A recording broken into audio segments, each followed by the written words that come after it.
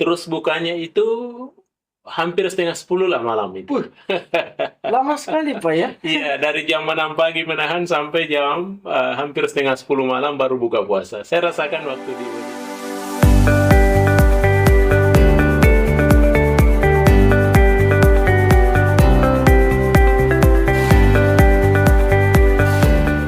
Assalamualaikum warahmatullahi wabarakatuh. Waalaikumsalam warahmatullahi wabarakatuh. Ya, baik. Pertama-tama saya ingin mengucapkan terima kasih untuk pemirsa semua yang senantiasa setia menyaksikan channel YouTube kita ini, yaitu Mister Koronis, komunikasi romantis dan humanis. Yang tentunya pada hari ini kita berada dalam program Koronis Podcast. Nah, apa kabar pemirsa semua? Semoga sehat selalu. Bagaimana puasanya pemirsa? Ya, sebentar lagi nih kita sudah akan memasuki Hari Raya Idul Fitri karena kita sudah berada di penghujung Ramadan ini, Pak ya. Ya, San. Iya, betul. Dan pada kesempatan hari ini, para pemirsa semua, saya akan memandu jalannya podcast ini dan sebagai narasumber kita telah hadir bersama kita yaitu Bapak Dr. Arham Selo Ya. sebagai narasumber yaitu Mister Koronis sendiri. Bagaimana Pak? Apa kabar? Ya, alhamdulillah sehat, San. Alhamdulillah sehat ya. Iya. Baik para pemirsa semua. Jadi pada episode kali ini kita tentunya akan membahas sesuatu yang berkaitan tentang komunikasi dan berhubung kita berada di bulan Ramadan, maka kita akan mengangkat suatu tema yaitu bagaimana komunikasi suasana Ramadan di luar negeri, Ya. ya Pak ya. Nah, jika kita membaca profil narasumber kita pada hari ini yaitu Mister Koronis, tentu kita tahu bersama bahwa beliau ini pernah berkuliah, menyelesaikan studinya di luar negeri tentunya ya.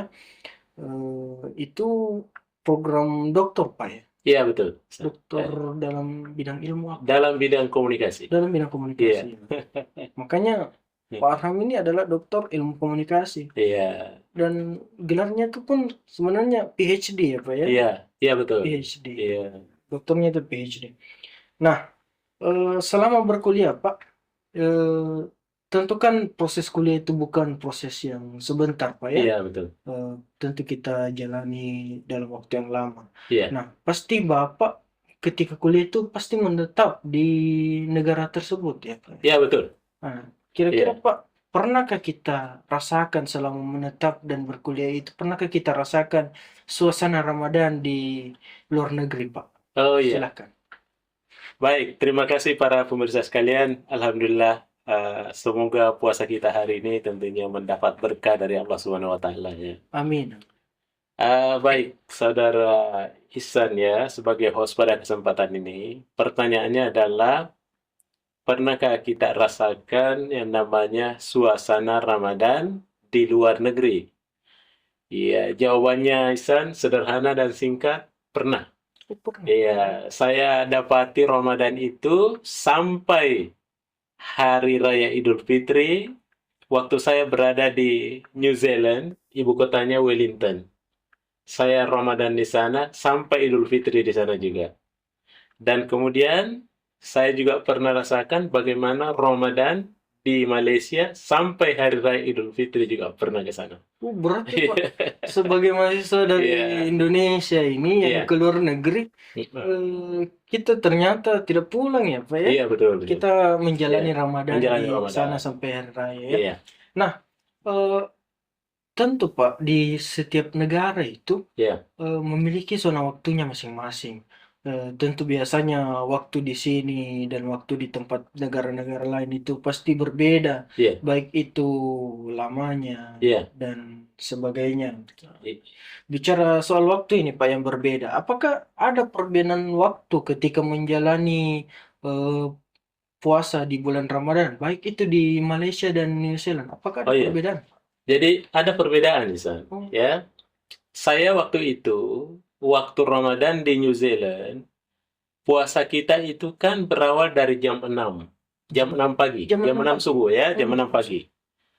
Jadi kita mulai menahan jam 6 pagi, terus bukanya itu hampir setengah 10 lah malam itu. Wih, lama sekali Pak ya. Iya, dari jam 6 pagi menahan sampai jam hampir setengah 10 malam baru buka puasa. Saya rasakan waktu di Wellington itu, New Zealand. Berarti di New Zealand itu berapa? 15 15 jam ya, ya Pak ya? kira-kira Wah, luar 15 jam biasa. begitu ya. Cukup panjang juga Iya, waktu cukup panjang menahannya. waktunya. Cuma di sana itu kita tidak rasakan yang namanya kehausan itu, San. Karena apa itu? Kenapa? Karena negaranya adalah negara dingin. Apalagi pada saat kita berada di musim dingin. Oh, Iya. Jadi walaupun kita tidak berada di musim dingin, tapi kalau seperti di Wellington, New Zealand, itu memang suasananya dingin. Sejuk sekali. oh Dan jadi itulah yang tidak dirasa puasa kita itu. Sampai 15 jam itu ya, 15. puasa itu tidak terasa. Iya. Kemudian, kalau di Malaysia, Isan, suasana Ramadan saya dapati juga di sana. Itu hampir sama-sama lah dengan kita di Indonesia. Ya, kadang-kala menahannya jam 6 pagi. Jam 6 pagi itu mulai kita menahan puasa itu, atau imsaknya, bukanya itu sekitar jam 7. Iya, karena jam 7 maghribnya kalau di Malaysia. Tetapi kalau persoalan waktu antara Makassar dan Malaysia, itu sama saja. Jam 6 di sini pas juga jam 6 di Malaysia, di Jadi Kuala Lumpur. sama saja Pak Sama ya saja. waktunya di Indonesia. Hanya perbedaan waktu imsak itu kadangkala yang berbeda.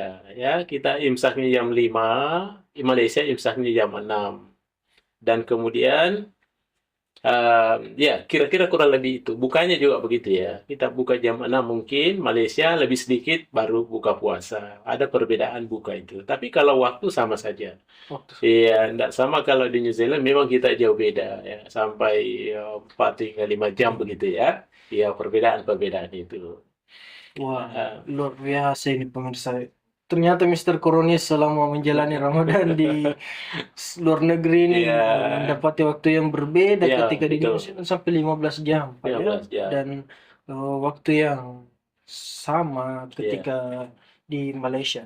Nah, eh, tadi kita sudah berbicara tentang perbedaan waktunya. iya, Sekarang kan artinya Bapak pernah menjalani Ramadan di Malaysia, iya, juga betul. pernah di New Zealand. Iya, Tentu ada pasti perbedaan mungkin Pak ya.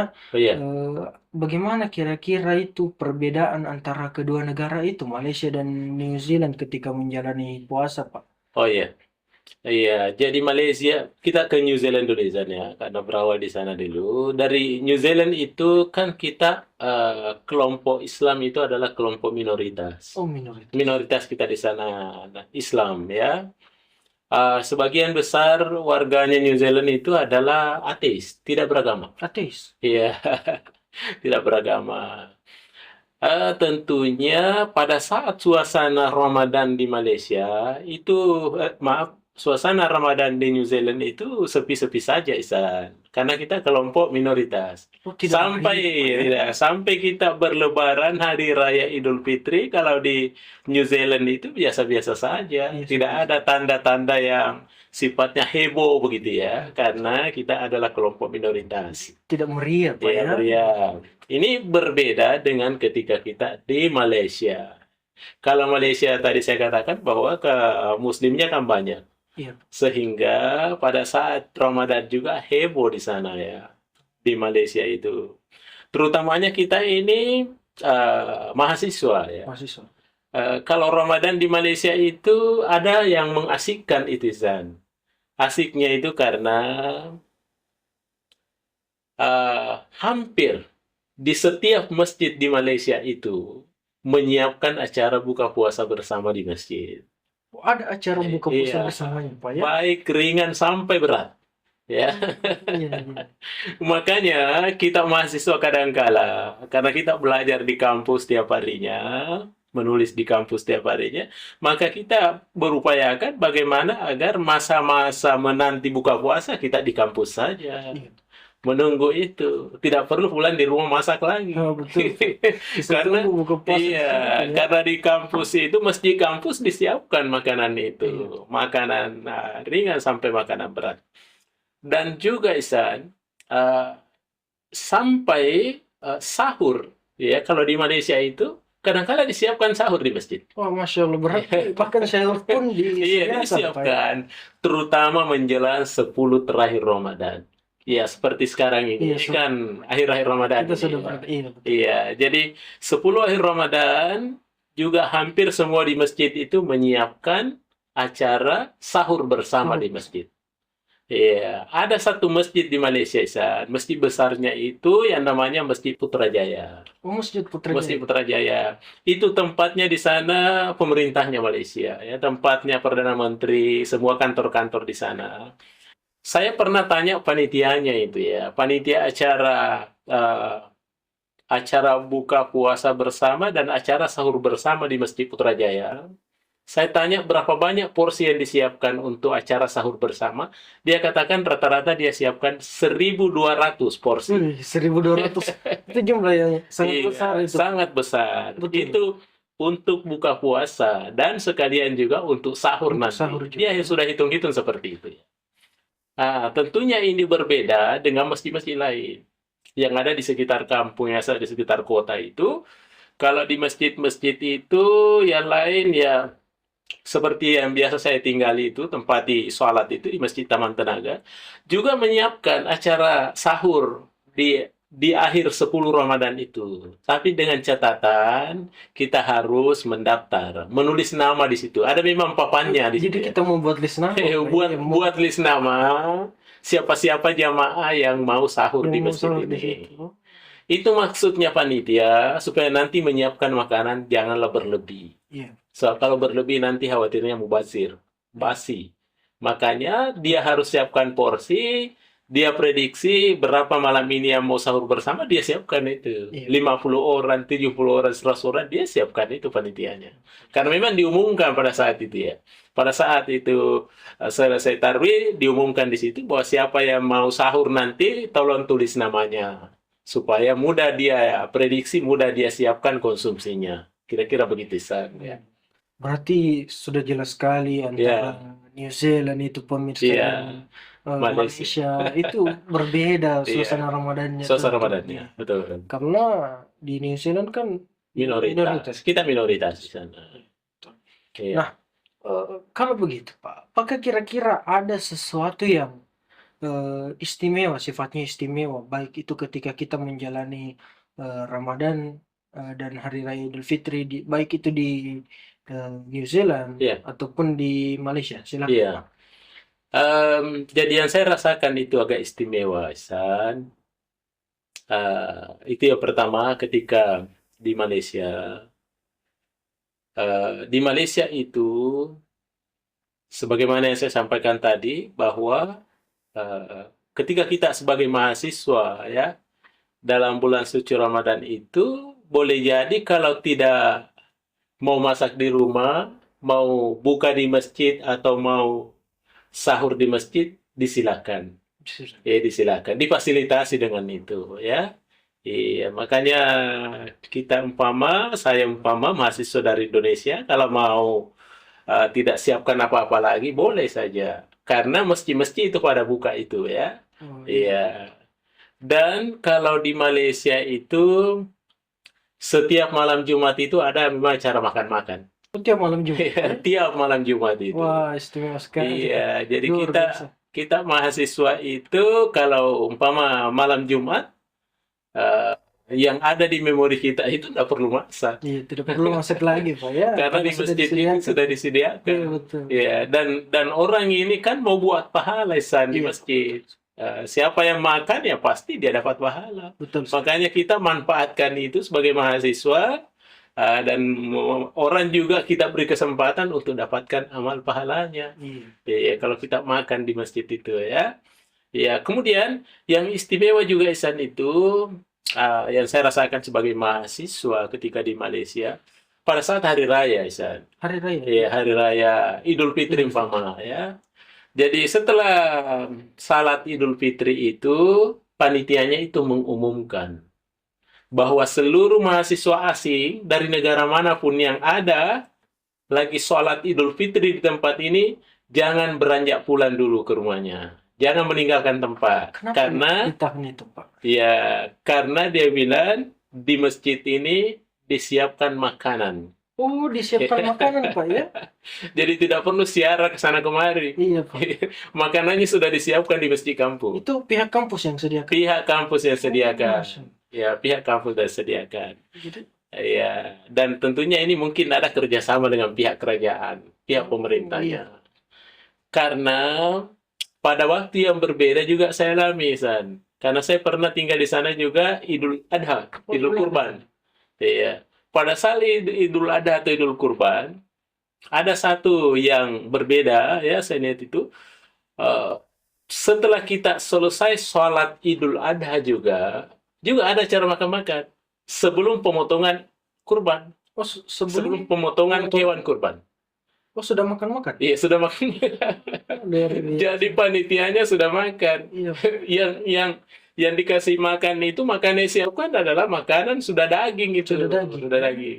Jadi panitia dan yang berkurban pada kesempatan itu tidak perlu terburu-buru masak dagingnya.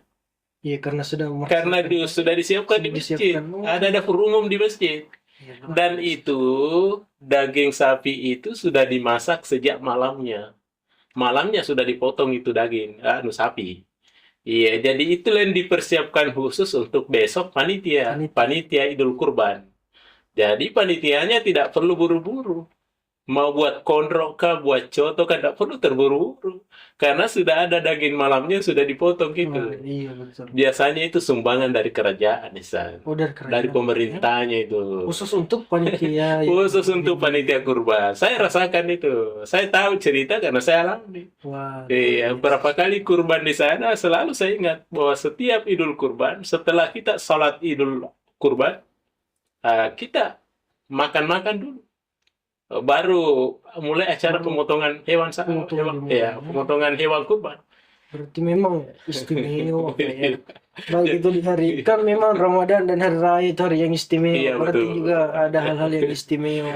Baik itu di Idul Fitri dan Idul Betul. Adha, Pak, ya. Jadi itu yang saya rasakan itu ya, istimewa ketika kita kuliah di sana, terutama di Malaysia itu, San. Kira-kira begitu, San.